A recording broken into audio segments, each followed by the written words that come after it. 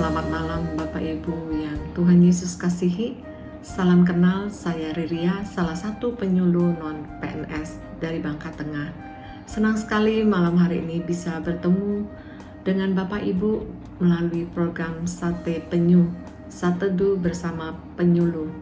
Sebelum kita merenungkan firman Tuhan, saya mau mengajak kita berdoa bersama-sama. Mari kita berdoa. Terima kasih Tuhan Yesus, kami mengucap syukur karena anugerah-Mu yang besar dalam hidup kami. Pada kesempatan ini kami boleh bersama-sama merenungkan kebenaran firman-Mu. Kalau kami ada sampai hari ini, kami sadari semua karena anugerah-Mu. Sebab itu kami mau terus menikmati anugerah-Mu, kebaikan-Mu Tuhan. Melalui firman-Mu malam hari ini, biar kami boleh semakin diteguhkan, semakin dibaharui Tuhan. Kami membuka hati seluas-luasnya untuk Roh Kudus menyatakan kebenaran, untuk Roh Kudus menyatakan pribadi-Mu Yesus, sehingga makin hari kami semakin lagi mengenal Yesus, semakin lagi serupa seperti Yesus. Berfirmanlah bagi kami buka hati kami siap mendengarkan firman-Mu dalam nama Yesus. Amin.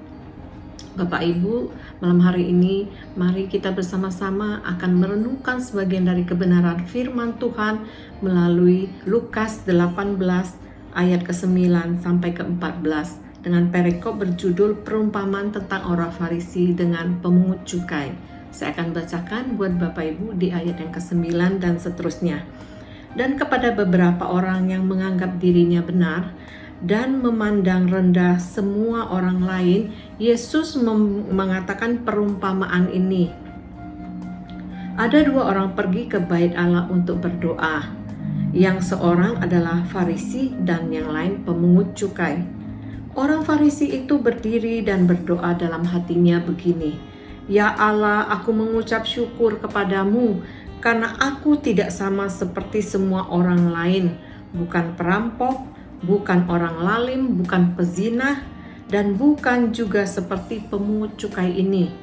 Aku berpuasa 2 kali seminggu, aku memberikan 1/10 dari segala penghasilanku." Tetapi pemungut cukai itu berdiri jauh-jauh, bahkan ia tidak berani menengadah ke langit, melainkan ia memukul diri dan berkata, "Ya Allah, kasihanilah aku orang berdosa ini."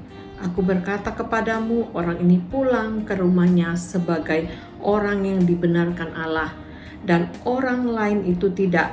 Sebab barang siapa meninggikan diri, ia akan direndahkan, dan barang siapa merendahkan diri, ia akan ditinggikan. Amin. Firman Tuhan pada malam hari ini mengajar kita untuk menjadi pribadi yang rendah hati. Dikatakan di ayat 9, ciri-ciri orang yang tinggi hati, sombong adalah orang yang menganggap dirinya benar, dan orang itu akan memandang rendah semua orang. Mari kita melihat ada dua pribadi di dalam perikop ini, yaitu orang Farisi dan pemungut cukai. Orang Farisi ketika ia datang kepada Tuhan berdoa di dalam hatinya, dia membicarakan terus tentang dirinya. Dia katakan, "Aku mengucap syukur kepadamu Tuhan karena aku tidak sama seperti semua orang ini. Bukan perampok, bukan orang lalim, bukan pezina, dan bukan juga seperti pemungut cukai ini. Aku berpuasa 2 kali seminggu, aku memberikan 1/10 dari segala penghasilanku." Semua doanya di dalam hati diucapkan, akunya yang berbicara. Dia merasa dirinya yang paling benar, dia merasa dirinya yang paling baik, dan dia merasa dirinya sudah melakukan kebenaran firman Tuhan dengan taat. Orang Farisi ini adalah orang yang sombong. Dia tidak mengakui keberadaan Tuhan yang memberikan belas kasihan kepadanya, yang memberikan anugerah kepadanya sehingga dia dapat berbuat seperti itu. Bapak Ibu, kadang-kadang kita bisa tertipu, terkecoh ketika kita melihat lahiriah seseorang. Seperti orang Farisi ini, secara lahiriah orang akan menilai dia lebih baik dibandingkan dengan pemungut cukai. Kenapa? Karena apapun yang dia perbuat itu benar. dan baik adanya. Tetapi Yesus tidak melihat lahiriah. Yesus tidak menilai hidup kita dari apa yang kita lakukan.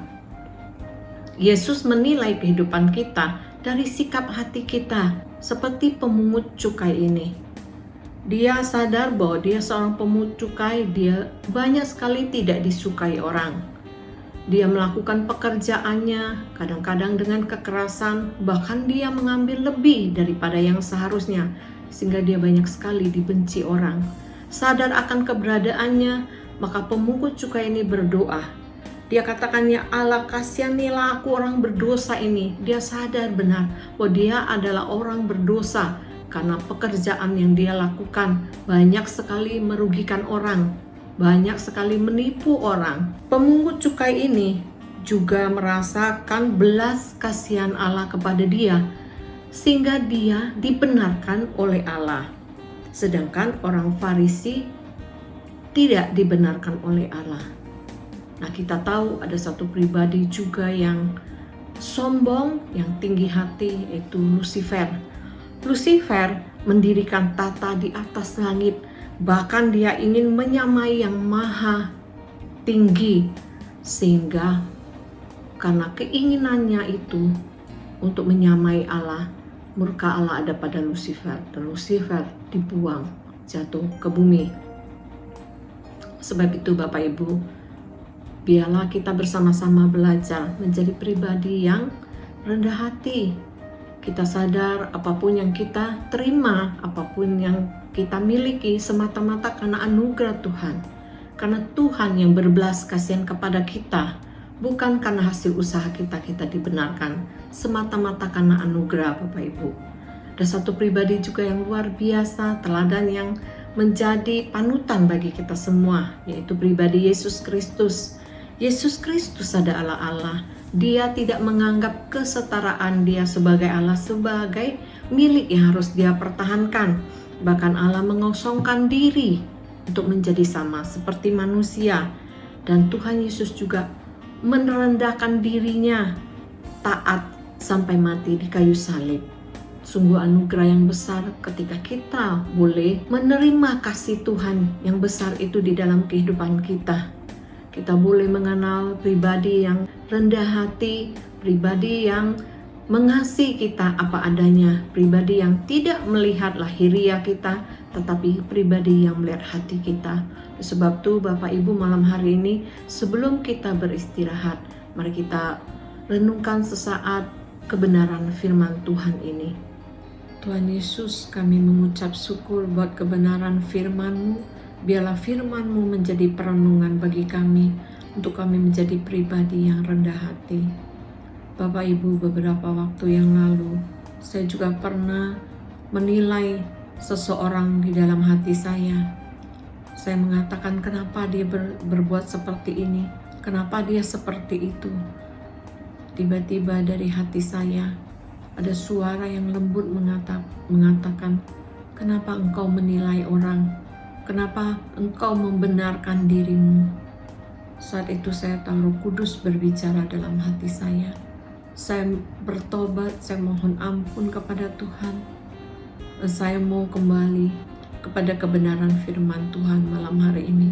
Untuk saya tidak lagi menilai orang dan membenarkan diri.